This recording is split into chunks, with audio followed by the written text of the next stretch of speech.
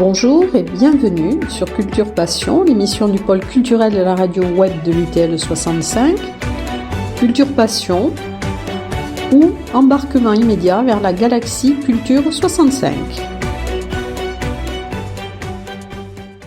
Dans le cadre de l'émission Culture Passion de la radio web de l'Université du temps libre de Tarbes et de Bigorre, Élise Serrano donne la parole aujourd'hui à Maurice Morga, agrégé d'histoire, passionné d'architecture. Bonjour Maurice. Oui, bonjour. Alors, Maurice Morga, vous n'êtes pas architecte. Bon, parlez-nous de votre parcours. Oui, je suis un ancien professeur, donc enseignant, chef du corps enseignant. Et donc c'est par intérêt personnel et par passion, je pourrais dire même, que je suis venu à l'architecture. Bon, vous enseignez l'histoire, c'est ça? Voilà, j'ai enseigné l'histoire et la géographie, exactement. En France, on enseigne l'histoire et la géographie ensemble. C'est une particularité française, d'ailleurs. Mais dans les Hautes-Pyrénées, J'étais aussi en poste ailleurs, en Picardie, une année, à mes débuts. Mais très vite, je suis revenu dans ma chère Bigorre, où j'ai fait l'intégralité quasiment de ma carrière de professeur. J'ai d'abord été professeur de collège, puis professeur en lycée, jusqu'à ma retraite en 2006.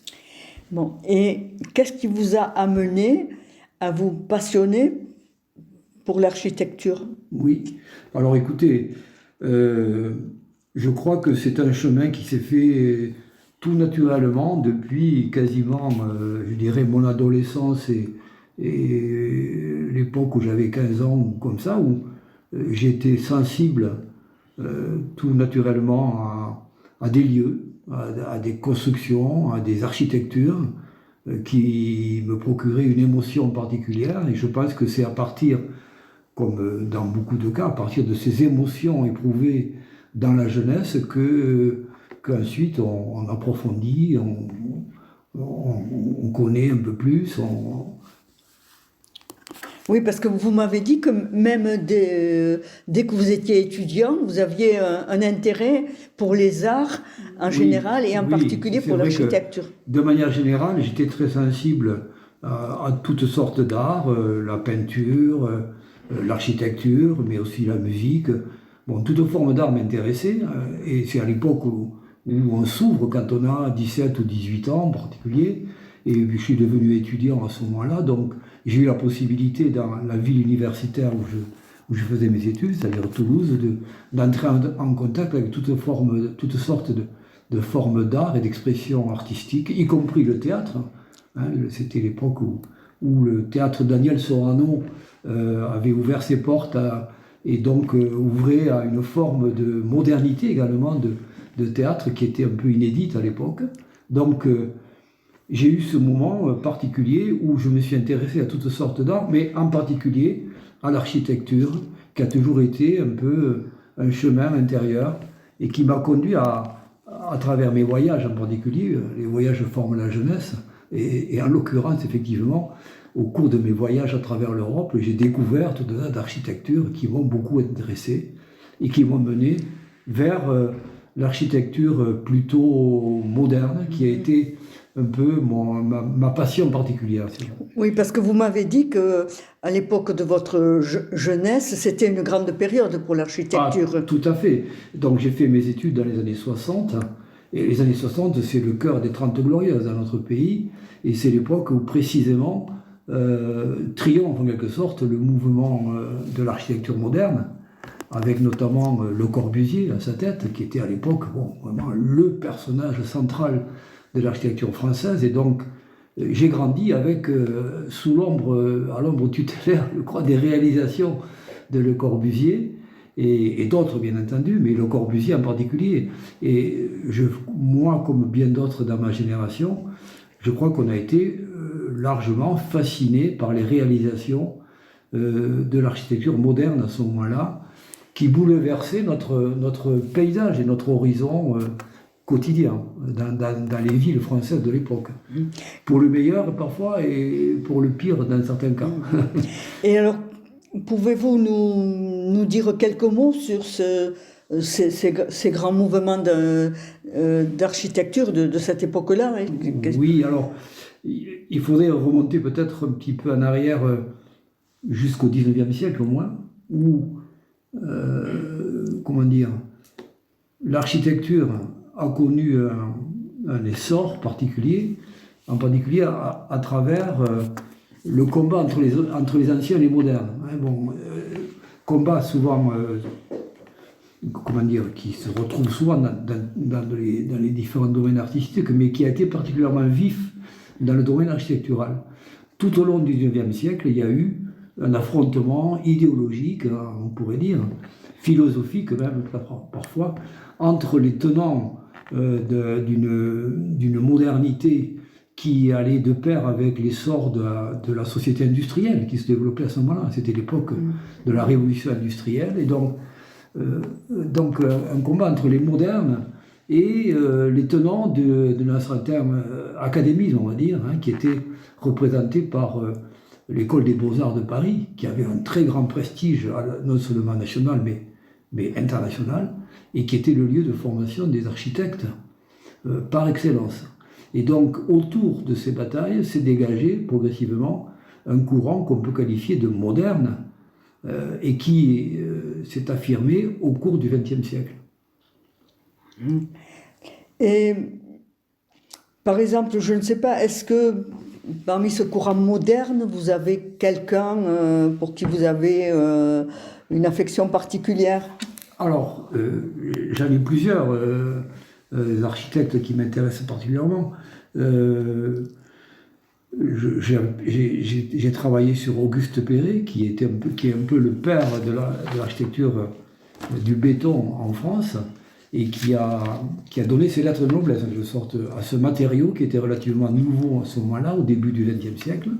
Donc je me suis intéressé en particulier à Auguste Perret, sans que toutefois je sois absolument enthousiaste par son style, parce que finalement Auguste Perret a finalement versé dans un certain académisme au niveau esthétique, au-delà de ses travaux pionniers du début du XXe siècle. Je me suis beaucoup intéressé à un architecte qui est un peu méconnu aujourd'hui, qui est Robert Mallet Stevens, qui a conçu de magnifiques villas dans les années 20 et 30, qui figurent aujourd'hui un petit peu parmi les icônes de la modernité des années de l'entre-deux-guerres, hein.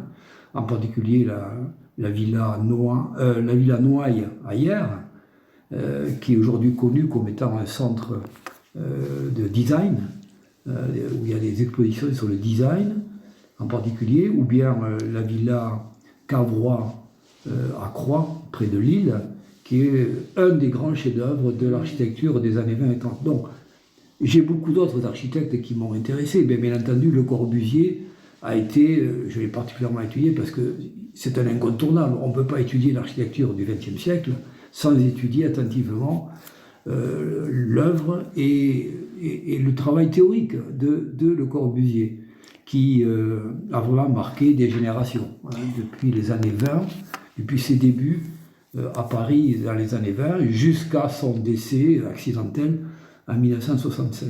Et au-delà, il a exercé quand même un rayonnement intellectuel, théorique, et par ses réalisations, qui n'a cessé d'être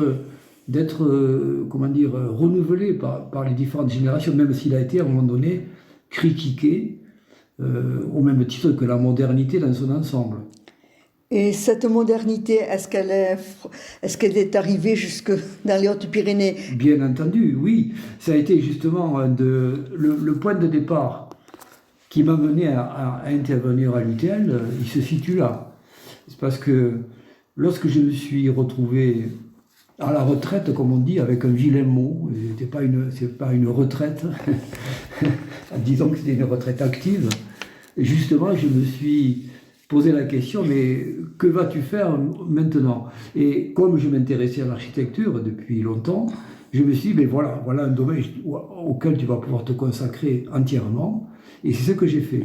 À partir de 2006-2007, je me suis intéressé particulièrement à inventorier l'héritage architectural du XXe siècle dans les Hautes-Pyrénées. Et j'ai trouvé rapidement un appui du côté du Centre départemental de documentation pédagogique, comme on l'appelait à l'époque, le CDDP, et qui m'a appuyé dans mes recherches et qui m'a surtout proposé de publier, lorsque mes travaux de recherche seraient terminés, ou en cours de recherche, mes travaux sur Internet, qui était à l'époque le nouvel instrument qui était disponible pour publier les résultats de recherche. Donc à partir de 2006-2007, je me suis attelé à ce travail. Il y a eu quelques événements, je peux citer quelques événements déclencheurs qui sont peut-être intéressants à noter.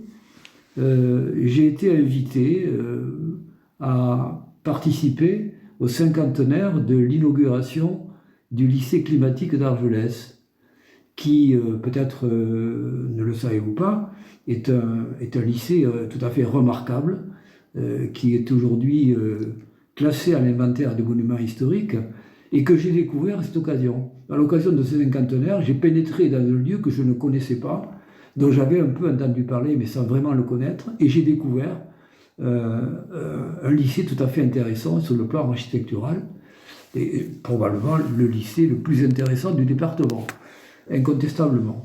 Et donc, cet événement a été un petit événement déclencheur. Je me disais, mais bien sûr, mais voilà, c'est ça que tu dois faire, c'est ça, c'est à partir de l'inventaire de l'existant que tu vas trouver des pistes de recherche pour voir comment l'architecture moderne a pénétré, a infusé dans le département. Alors que, en apparence, ce département est plutôt caractérisé par une architecture traditionnelle, plutôt rurale, vernaculaire ou montagnarde, et qu'on ne soupçonne pas les richesses et vraiment la qualité, souvent, de l'architecture que nous a légué le XXe siècle. Oui, parce qu'il y a aussi le bâtiment des archives départementales. Le bâtiment des archives départementales est un bâtiment tout à fait intéressant, oui, des années 30, qui a été bâti au moment du Front populaire, et qui est un bâtiment remarquable en son temps en tout cas. Aujourd'hui, il est un instrument un peu obsolète, mais en son temps, il était tout à fait intéressant. Et puis vous nous aviez parlé aussi du palais de Gestas, je crois. Oui, un bel immeuble résidentiel, précisément de grande qualité, au centre-ville, à une époque où précisément on construisait des immeubles résidentiels d'un nouveau style pour accueillir des gens qui étaient assez, disons, des gens assez aisés, hein, c'était des résidences quand même de qualité. Et donc, on en a plusieurs exemples comme ça dans la ville, qu'on a d'ailleurs appelé des palais aussi. Oui, alors le palais des Pyrénées, le palais de Gestas. Et puis il y en a un autre derrière aussi, je ne me souviens plus comment il s'appelle. De Gonesse, le palais de Gonesse. Oui, oui. Voilà. Bon, alors je vois qu'à la retraite, vous avez continué à aimer transmettre. Oui. Donc, vous avez donc créé ce site internet avec l'aide du CDDP. Oui. Et maintenant, ça ne s'appelle plus CDDP, ça s'appelle le réseau Canopé. Réseau Canopé. Voilà. Donc, on peut trouver sur ce réseau-là vos travaux. Voilà, il suffit de taper sur Internet Architecture 65 et vous aurez accès à mon site architecture65.net. Voilà exactement l'intitulé de mon site qui a été donc, je le répète, conçu, et je tiens à lui rendre hommage, par Florent Lafabrie, qui est l'actuel directeur de Canopé ici dans les Hautes-Pyrénées et qui est celui qui a très concrètement mis en place ce site. Moi j'ai fourni le contenu et lui il a conçu le site. Bon, vous avez aussi donné des conférences. Oui, j'ai commencé à ce moment-là, c'est-à-dire il y a déjà maintenant une dizaine d'années, on va dire en gros, à partir du moment où je commençais à avoir acquis une certaine connaissance quand même du patrimoine architectural dans le département, j'étais à même de pouvoir en parler de façon plus ou moins pertinente. Bon, il il a fallu quand même atteindre une certaine masse critique avant de pouvoir me lancer dans des interventions publiques où il faut quand même avoir un minimum de bagages pour être un peu reconnu. Donc, à l'occasion de certaines propositions, j'ai à la fois fait des conférences pour présenter tel ou tel aspect de l'architecture locale, ou bien j'ai également organisé des sorties, des promenades architecturales, de manière à ce que les participants puissent découvrir très concrètement, sur le terrain, des réalisations qu'ils ne soupçonnaient pas. Et ce qui m'a beaucoup frappé, c'est que précisément, les participants à ces sorties me disaient presque tous, à la fin, grâce à vous, j'ai ouvert les yeux sur un domaine que j'ignorais totalement, et maintenant je vois la ville différemment, et je dirais c'était le but recherché précisément. Alors il me faudrait maintenant peut-être faire une incise à propos d'une association dont je fais partie. Le parcours d'architecture, voilà. J'allais vous interroger là-dessus.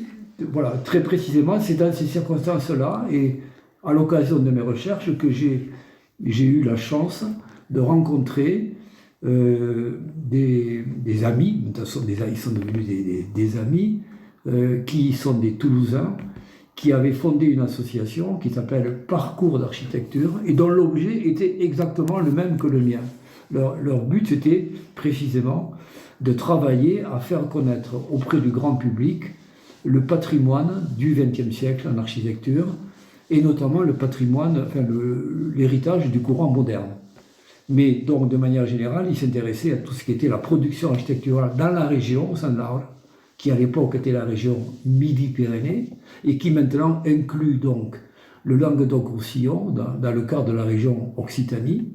Donc le champ est vaste, et leurs activités les mènent de l'extrême ouest du côté de Tarbes jusqu'à l'extrême est du côté de Villeneuve-les-Avignon et Nîmes.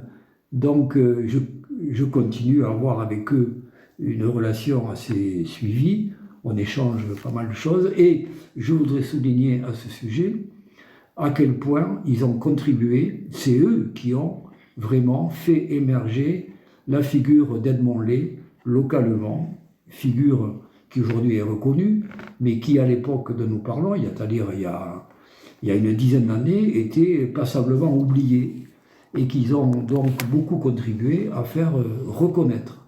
Et c'est eux qui ont, au bout de leurs travaux, ont organisé une grande exposition rétrospective qui s'est tenue dans les locaux du Parc national des Pyrénées à Tarbes.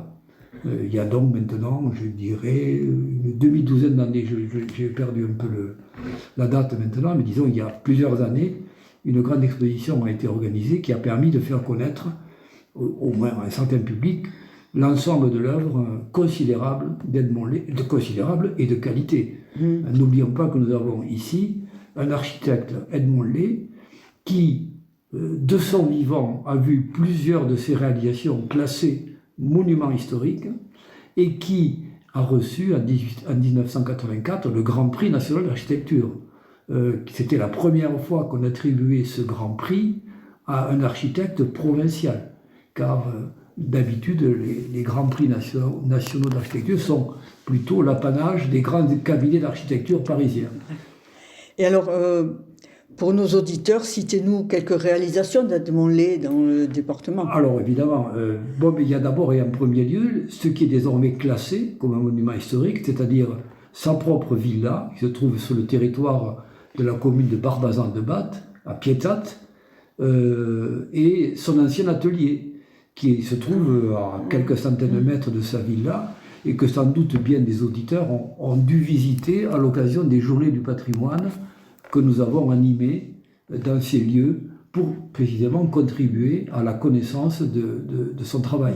Bien entendu, tous les Tarbais connaissent la résidence Le Navarre, boulevard Henri IV, qui a connu un succès mitigé, on va dire, critique souvent. Il a souvent été perçu comme un immeuble tout à fait un peu incongru dans le contexte tarbais, au point que certains l'ont appelé le bunker, je crois, mais qui mérite mieux que cela, puisqu'il est désormais classé également comme architecture remarquable du XXe siècle. Alors, il a construit de multiples villas dans la région, en Bigorre, mais aussi ailleurs. Il a construit aujourd'hui, justement, il y a un problème qui se pose à propos de la mairie de Gavarnie, qui est menacée de démolition par le parc national. Nous nous battons pour essayer de la préserver et de la faire, de la réhabiliter plutôt que de la démolir. Mais voilà un exemple de réalisation, en montagne aussi, de démolir. Donc il a œuvré à la fois dans des programmes, je dirais, classiques de villas à des particuliers, mais aussi beaucoup de programmes de services publics. Ah, j'ai oublié.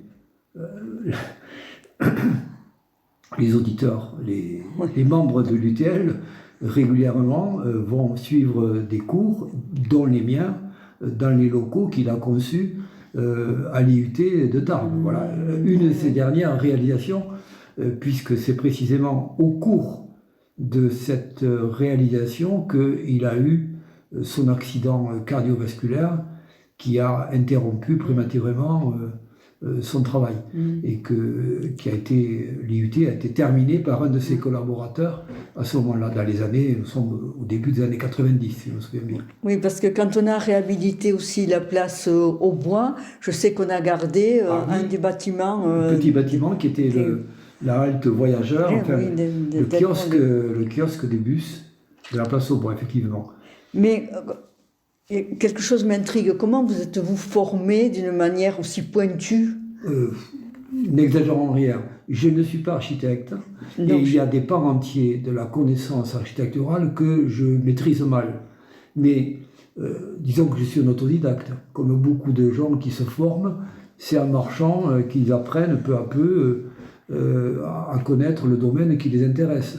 Donc je suis un autodidacte, donc avec les qualités et les défauts.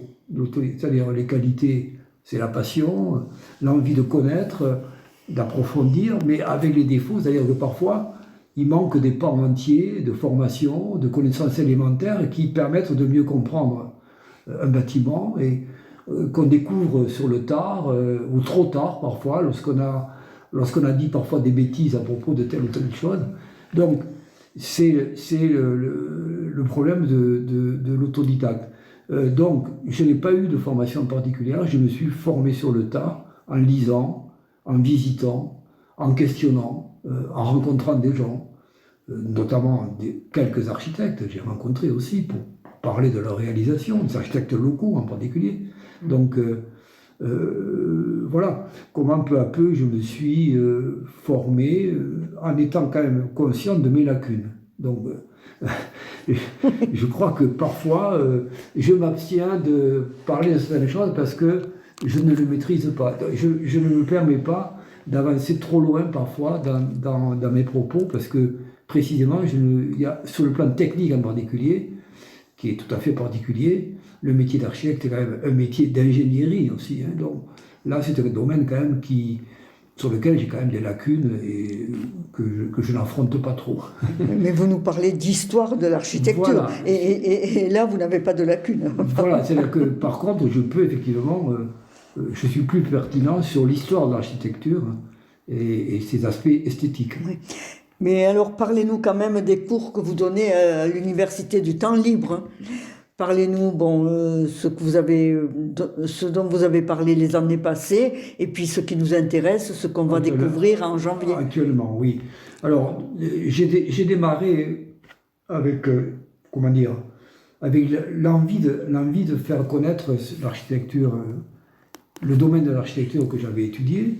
Donc, je suis parti au départ sur l'architecture locale, si je me souviens bien. Mes premières interventions à l'UTL s'appuyaient principalement sur le patrimoine local. Et mon propos était de montrer comment, dans le patrimoine local, on retrouvait les traces des grands courants de l'architecture qui ont traversé l'Europe et la France depuis le XVIIIe siècle, mettons, jusqu'au XIXe siècle et au XXe. Donc c'était ça un peu la problématique générale. M'appuyer sur ma connaissance acquise du patrimoine local pour élargir mon propos et faire mieux connaître et mieux comprendre l'articulation entre le local et le national. Et puis, progressivement, j'ai pensé qu'il me fallait quand même donner peut-être un cadre plus formel à mes cours et faire une véritable histoire de l'architecture moderne et contemporaine à partir du XIXe siècle, disons de l'ère industrielle, qui est quand même le domaine qui m'a toujours le plus intéressé. Je ne suis pas ignorant de l'architecture de l'Antiquité, ni du Moyen-Âge, ni de la Renaissance, etc., bien entendu, mais ce n'est pas le domaine qui m'a le plus intéressé dans mes recherches personnelles. Je me suis vraiment porté sur l'architecture qui est née avec l'ère industrielle, l'architecture du fer en particulier, par exemple. Donc voilà, c'était ça mon propos, ce qui m'a conduit à l'enseignement que je donne actuellement, que j'ai commencé il y a 2 ans, qui a été interrompu par le Covid. Enfin, j'ai enregistré une partie de mon enseignement, de mes cours, pour vous, à ce moment-là. Donc, mon idée, c'était de donner à voir, donc, l'intitulé général, c'était La France et ses modernes. Donc, je voulais montrer comment, en France, au XXe siècle, s'est diffusé l'esprit moderne dans l'architecture. Et donc j'ai fait un premier volet qui était le premier XXe siècle, c'était ce volet que j'ai fait il y a 2 ans, donc qui portait sur, on pourrait dire, les pionniers de l'architecture moderne, parmi eux Auguste Perret ou Mallet Stevens, et puis le jeune Le Corbusier, le jeune Charles-Édouard Jeanneret, tel qu'il s'appelait à ce moment-là, réellement, et avant qu'il adopte son pseudonyme de Le Corbusier au début des années 20. Mais donc, je me suis intéressé à l'impact, à l'apport de ces grands pionniers de l'architecture moderne dans notre pays, qui ont forgé la modernité architecturale. Cette année, enfin, je vais pouvoir traiter le 2e volet, qui était dans les tiroirs depuis l'année dernière, mais que je n'ai pu traiter pour des raisons de santé l'année dernière, et que je compte bien vous offrir cette année à partir du mois de janvier, qui sera donc le 2e volet de La France et ses modernes, et qui va démarrer tout à fait logiquement avec la fin de la Seconde Guerre mondiale, la reconstruction, l'épisode de la reconstruction, pardon, qui est pour moi donc une charnière essentielle dans l'histoire de l'architecture moderne dans notre pays, puisqu'elle va voir entrer en application les idées, les théories que les pionniers ont essayé de développer dans les années 20 et 30, mais qui restaient quand même qui avaient du mal à progresser dans le pays et qui vont trouver leur accomplissement après la Seconde Guerre mondiale. Donc voilà l'objet de mon travail cette année, de la reconstruction à nos jours, on va dire, à aujourd'hui, mais bien entendu, je ne vais pas m'aventurer à traiter de tous les courants existants aujourd'hui dans notre pays. Ce serait extrêmement complexe et on n'a pas non plus le recul pour mesurer ce qui est vraiment important de ce que nous avons sous les yeux. Néanmoins, j'aborderai quelques architectes qui sont toujours en activité, bien entendu, puisque là, je vais parler de la génération dorée des nouvelles stars de l'architecture que sont Jean Nouvel, par exemple, ou Christian de Portenparc, que tout le monde connaît, je pense, autour de nous. Mais donc, j'évoquerai au moins leurs travaux de leur début, hein, qui se situent dans les années 80.